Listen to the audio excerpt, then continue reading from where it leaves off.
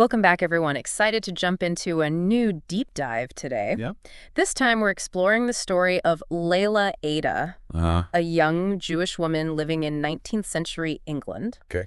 We have some really interesting source material for this one. We'll be looking at excerpts from an 1853 memoir Okay. titled Leila Ada, the Jewish Convert.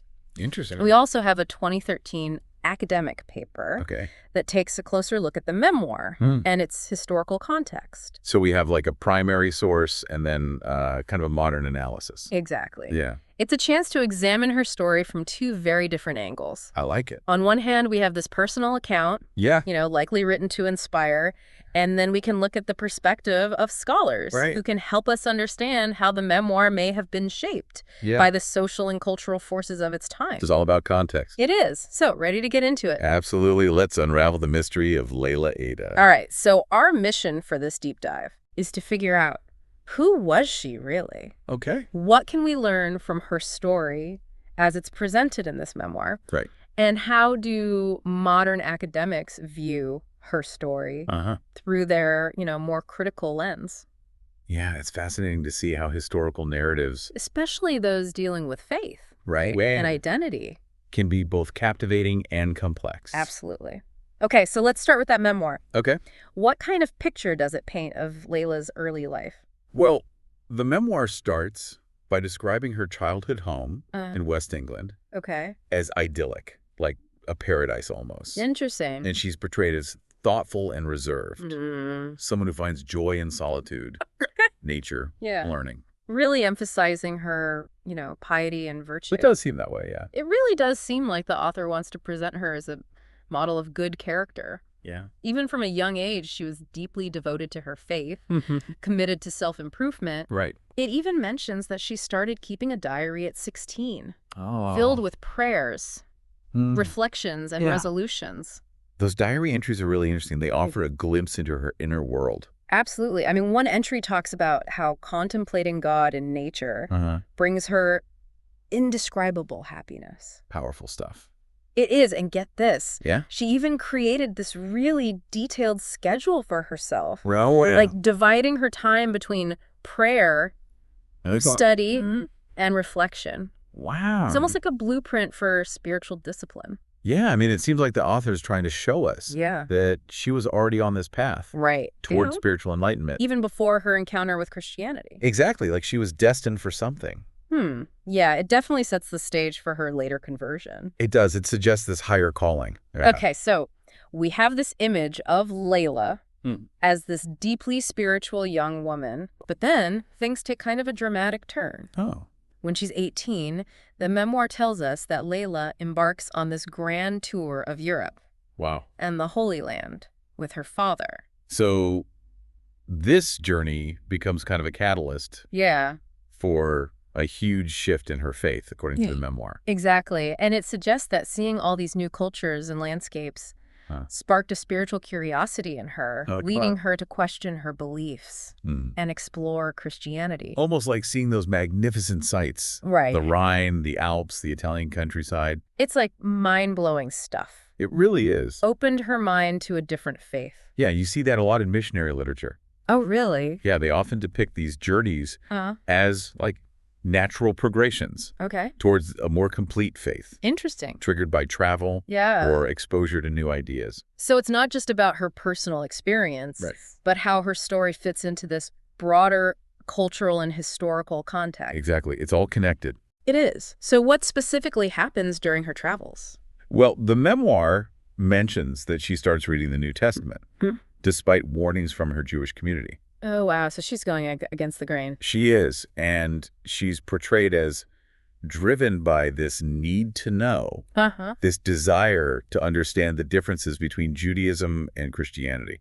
Almost like she's risking it all. Yeah. Her social standing, family ties. In pursuit of the truth. Exactly. And that leads to a pivotal moment. Her conversion. Her conversion to Christianity. Yeah, and you can imagine how that went over. Oh, I'm sure it created tension. Huge rift between Leila and her father and her community. The memoir describes it as intense, a lot of emotional turmoil.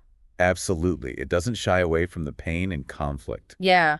That can come from religious differences. Even within families. Especially within families, it seems. There's that scene where she writes a long letter to her father. Yeah, trying to explain her decision. Right. And she uses Old Testament passages to support her belief in Jesus as the Messiah. Trying to bridge that gap. Right, between her new faith and her father's deep attachment to their shared Jewish heritage. It's like she's speaking a language they both understand. Exactly. It's in this moment of crisis that you really see her character shine through. She's strong. The memoir paints her as intelligent, strong-willed. Unwavering. Yes, unwavering in her convictions, even when facing rejection. Yeah, rejection from her family, Jewish leaders. Just like she's presented as the model convert, right? Yeah, a testament to the power of faith. But this is where the academic paper encourages us to look deeper. Oh, right, to remember the context. It reminds us that this memoir was published during a time when Christian missionary activity was really focused on converting Jews. So the paper raises questions about the memoir's authenticity. Exactly. Like, could the story have been embellished? Right, or even fabricated. To fit this narrative about Christianity as the superior faith? And, portraying Jewish converts as only finding true fulfillment through Christianity. So we're being asked to consider the possibility that Leila's story, while compelling, might have been shaped to serve an agenda. It's tough to know for sure. It is, but how do we tell what's genuine and what might have been added or exaggerated? That's the million-dollar question. It is. The memoir does highlight Leila's intellectual engagement with Scripture. Yeah, contrasting it with what the author calls a blind adherence to Jewish tradition. Okay, so they're framing Christianity as this more reasoned, enlightened faith. Which was a common stereotype used to justify those missionary efforts. Exactly. So is this portrayal of Leila's intellectual journey an accurate reflection? Or is it a product of the author's own biases? That's what we have to figure out. It is. It's getting really interesting now. It is. We're not just taking things at face value. But how do we separate fact from fiction? Right. Especially with something as personal and emotionally charged as religious belief. Yeah, that's tricky. It really is. Yeah, it's a fascinating puzzle. It really is. And even if we acknowledge that there might be some embellishment, it still offers us a glimpse into the anxieties and aspirations of that era. It does. A society grappling with religious change and the complexities of identity. It's not just about Leila's individual journey. No. It's about how her story fits into this larger cultural conversation. Yeah, about faith and belonging in 19th century England. Exactly. It's all connected. It is. And the memoir's popularity, despite those questions about its authenticity, speaks volumes. It really does. I mean, it was translated into several languages. Wow. And even adapted into other works. So it really made an impact. It did. So even if we take it with a grain of salt, it clearly resonated with people. It did. So what was it about her story that captured the imagination of so many readers? Especially Christian readers. Well, for one thing, the memoir reinforces that idea that Christianity offers a more complete path to salvation. And it portrays Leila as finding true happiness and peace only after converting. Right. And that aligns perfectly with that missionary message. It was so prevalent at the time. And her story also plays into that romanticized image of the Jewish convert. Right. A figure that appears quite frequently in 19th century literature. Yeah, it's often presented as this triumph of spiritual enlightenment. Right. Validating Christian beliefs. And we can't ignore the fact that those kinds of narratives could be used to justify the marginalization of Jews. Unfortunately. During that era. Yeah. It's kind of a sobering thought. It is. That stories, even personal stories, can be used to reinforce existing power structures. Yeah. Even under the guise of promoting, spiritual growth or individual freedom. It's a good reminder that the academic paper is important. It is. It emphasizes that critical reading of the memoir. Yeah. Being aware of the context and potential biases. So we're being encouraged to look beyond the surface. To consider the deeper implications. Of her story. Yeah. Both for her. Yeah. And for the society she lived in. But where do we even begin? Right. Well, the memoir mentions that after her conversion, Leila faces rejection from her family and community. Yeah. And eventually leaves her father's house. To live with an uncle. Yeah, who supports her new faith. So it's portrayed as a time of loneliness and isolation. But also spiritual strengthening. Right. She dedicates herself to prayer. Okay. Study charitable works. Right. But the question remains, did her conversion really lead to a happier life? Like the memoir suggests. Yeah, well, according to the memoir, okay, Leila eventually returns to her father's home, but it's a strained reunion. I can imagine. Her father, though heartbroken, allows her to return, but insists on very limited contact. So their relationship remained conflicted. Yeah, even as they shared the same space. And this is where the memoir shifts a bit. Oh. From this narrative of religious conversion to a tale of suffering and redemption. Interesting. It describes Leila's declining health while highlighting her growing spiritual fulfillment. As she gets closer to death. Exactly. It's like the author is setting up a contrast between her physical decline and her spiritual ascent. Right. Really emphasizing that idea that true happiness lies beyond this earthly life. And the memoir ends with a very moving deathbed scene. Oh, wow. Leila is surrounded by family and friends.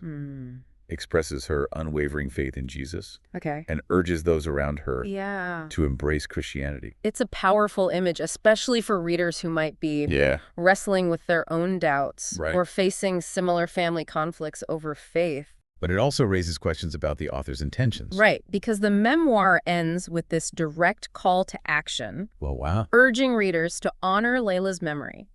By embracing the Christian faith and actively seeking converts among the Jewish community. So using Leila's story as a tool for evangelism. Yeah, drawing on her personal experiences to reinforce the message of Christian salvation. It's a good reminder that this is a crafted narrative intended to serve a purpose. We don't really know Leila's own voice or perspective. Right, just what the author chose to share. Exactly, and that's why the academic paper is so important. It is. It encourages us to think critically. About the memoir. Asking those tough questions. What might have been left out of the story? How might her own perspective differ from the author's portrayal? Exactly. And how do we understand her story within the broader context of Victorian society? With all its complexities. Right. It's about digging deeper to uncover those hidden layers. Yeah, it really is about seeing her as a real person.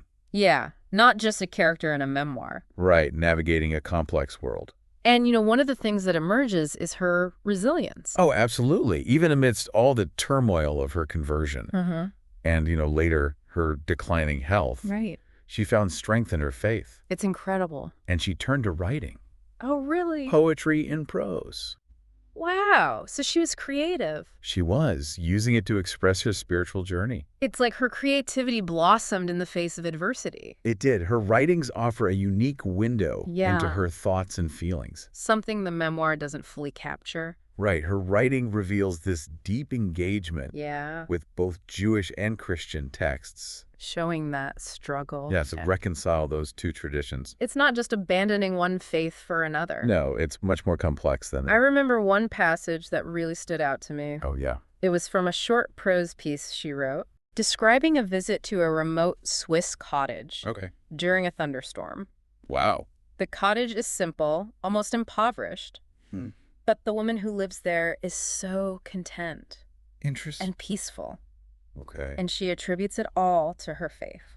Wow, so it's like a powerful image. Yeah, symbolizing that spiritual fulfillment that Leila longed for. It's a great example of how she uses imagery and symbolism to convey deeper meanings. Yeah, that contrast between the humble cottage and the woman's inner peace. It speaks to a key theme in her writing. Yeah, that true happiness lies in rejecting worldly ambition. And embracing humility. Exactly. And it resonates with her own journey. It does. And her poetry also explores these themes of nature, beauty, and the fleeting nature of life. Showing that awareness of her own mortality. Yeah, there's this sense of longing in her words. Like a yearning for something more. Exactly. One poem I love is Hymn to Thought.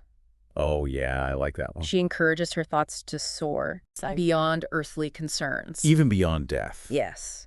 It's a powerful expression of her desire for lasting peace. Found only in the divine. Yeah, and as her health deteriorates, her later writings also explore the meaning of suffering. Right, she even draws parallels between her own experiences and the persecution faced by early Christians. Trying to find purpose in her pain. One striking passage is her reflection on the destruction of Jerusalem. Oh, wow. She vividly describes the horrors faced by the Jewish people. It's a stark reminder of how religious beliefs have been used to justify violence and persecution. Deadly, yes. And it highlights that recurring theme in the memoir. Which is? That the Jewish people are destined for suffering. Unless they convert. Right. And that's where the academic paper is so crucial. It is. It reminds us to be cautious about accepting those arguments. Right, because they often serve to support those conversion efforts. And sometimes even contributed to anti-Semitic attitudes. Unfortunately, yes. It's a reminder that even personal stories can be part of larger systems of power and prejudice. Right. We need to be aware of those influences. So as we wrap up our deep dive into the life of Leila Ada, what are some key takeaways? What should our listeners ponder? That's a good question. Well, Leila's story, whether factual or embellished, gives us this glimpse into a specific moment in history. A time of intense religious fervor. And social change. Where faith and identity were being debated. And we see Leila wrestling with those very questions. Seeking her own path. It reminds us that personal narratives, while powerful, can be shaped by outside forces. We need to be aware of the author's intentions. The historical context. And the potential biases. It encourages us to think critically. To ask questions. Consider multiple perspectives. And be wary of easy answers. Absolutely. And to approach these stories with empathy. And recognizing those complexities of human experience. And, you know, it's interesting to think about how these historical debates still resonate today. They do. How do we navigate these questions of faith and identity? In our increasingly diverse world. And how do we engage with people who hold different beliefs? Yeah, even beliefs that challenge our own. It's a good question. It is, and it's a reminder that the past is never truly past. No, it isn't. Leila's story, though rooted in a specific time and place, speaks to these universal themes. Of faith, belonging. And the search for meaning. That we all grapple with. I'd encourage our listeners to explore the source materials. Delve into the historical context. And come to their own conclusion. About Leila's life. And legacy. It's a story with so many layers. It encourages us to think critically. To feel deeply. And engage with the complexities of the past. In a way that illuminates our present. Well said. That's a great note to end on. Yeah, I think so too.